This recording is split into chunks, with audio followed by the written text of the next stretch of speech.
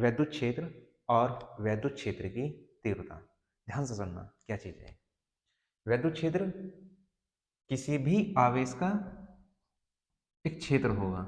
Suppose करो ये कोई आवेश है, ठीक है, तो किसी भी आवेश के चारों ओर का वह क्षेत्र, चारों ओर मतलब ये कंडीशन।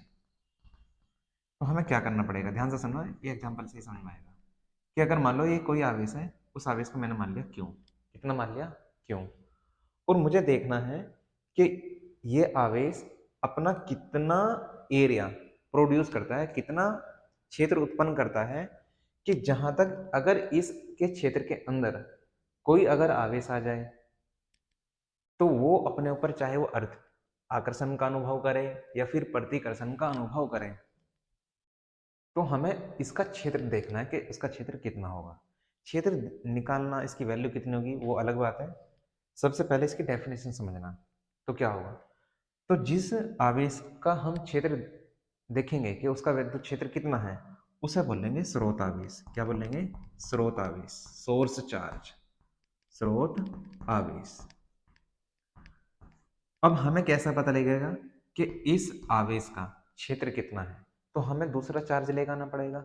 कॉमन सी बात है ये, वो अगर मान लो हम पॉजिटिव पॉजिटिव ले आए तो प्रतिकर्षण अनुभव करेगा, अगर नेगेटिव ले आए तो वो फिर अपने ऊपर आकर्षण बल का अनुभव करेगा। तो इसका मतलब क्या है कि जिस आवेश को हम लेकर आ रहे होंगे, मैंने इसे थोड़ी देर के लिए क्यू नॉट मान लिया। कितना मान लिया, क्यू नॉट।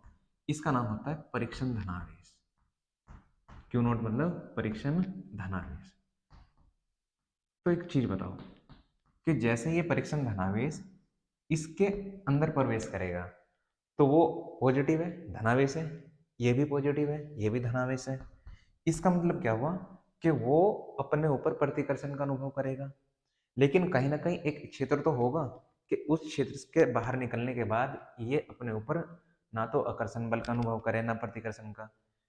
तो कुल मिला के होगा ये कि किसी भी आवेश के चारों ओर का वह क्षेत्र, किसी भी आवेश के चारों ओर का वह क्षेत्र जिसमें कोई भी अन्य आवेश अपने ऊपर आकर्षण या प्रतिकर्षण का अनुभव करे, उसे क्या बोलेंगे, उस आवेश का वैद्युत क्षेत्र बोल देंगे। क्या बोल देंगे, वैद्युत क्षेत्र। डेफिनेशन क्या बनेगी कि किसी आवेश के चारों ओर का वह क्षेत्र जिसमें कोई अन्य आवेश, अन्य में हम क्या ले सकते हैं, परीक्षण धनावेश, जिसमें कोई अन्य आवेश अपने ऊपर आकर्षण या प्रतिकर्षण का अनुभव करे, तो क्या कहलाता है, वैद्युत क्षेत्र कहलाता है। इसे इंग्लिश में बोलते हैं इलेक्ट्रिक फील्ड। इसलिए डिनोट भी किससे करेंगे, ई से। तो वैद्युत क्षेत्र को किससे प्रदर्शित करेंगे, ई से। ध्यान से सुनना, किससे प्रदर्शित करेंगे जी, ई से। तो डेफिनेशन क्या बनेगी कि किसी भी आवेश के चारों ओर का वह क्षेत्र जिसमें कोई अन्य आवेश अपने ऊपर आकर्षण या प्रतिकर्षण का क्या करे, अनुभव करे, तो क्या बोल देंगे उसे, उस आवेश का वैद्युत क्षेत्र बोल देंगे। मुझे एक बात बताओ कि जैसे ये आवेश इसके अंदर प्रवेश करेगा, इसके क्षेत्र के अंदर प्रवेश करेगा, तो पक्की बात है क्या करेगा, अपने ऊपर एक बल का अनुभव करेगा।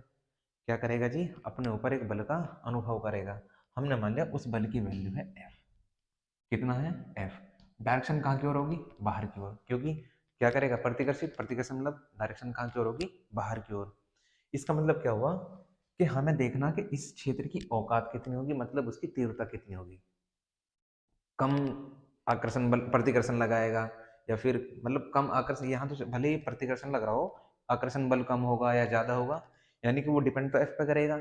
इसका मतलब क्या हुआ कि इसकी क्षेत्र की इंटेंसिटी मतलब तीव्रता कितनी होगी, कम होगी या ज्यादा होगी, उसके लिए फॉर्मूला क्या बनेगा, E equal to F upon Q naught. E equal to F upon Q naught. यहाँ पे जो E है ना, इसे बोल देंगे वैद्युत क्षेत्र की तीव्रता। क्या बोल देंगे, वैद्युत क्षेत्र की तीव्रता, वैद्युत क्षेत्र की तीव्रता। ध्यान से सुनना, डेफिनेशन क्या बनेगी, किसी भी परीक्षण धनावेश पे, क्योंकि यह परीक्षण धनावेश लेगा है, किसी भी परीक्षण धनावेश पे लगने वाला वैद्युत बल, किसी भी परीक्षण धनावेश पर लगने वाला वैद्युत बल, और उस परीक्षण धनावेश के अनुपात को क्या बोल देंगे, वैद्युत क्षेत्र की तीव्रता बोल देंगे। क्या बोलेंगे, वैद्युत क्षेत्र की तीव्रता बोलेंगे। लेकिन ये डेफिनेशन इनकम्प्लीट है, ध्यान से सुनना क्यों है, क्योंकि अगर मान लो मैंने ये कहा कि प्लस क्यू आवेश यहाँ पे स्थित है, अब इसके बीच की दूरी क्या होगी, आर होगी।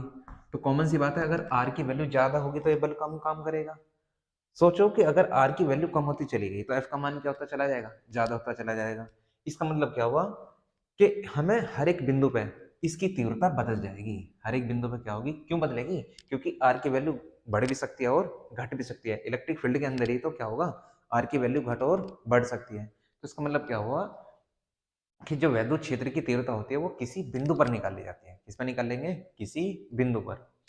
आपसे अगर कोई पूछे तो कहाँ होगी, कि हर एक बिंदु पे वैद्युत क्षेत्र की तीव्रता अलग अलग होगी और उसकी दिशा भी क्या होगी, अलग अलग होगी।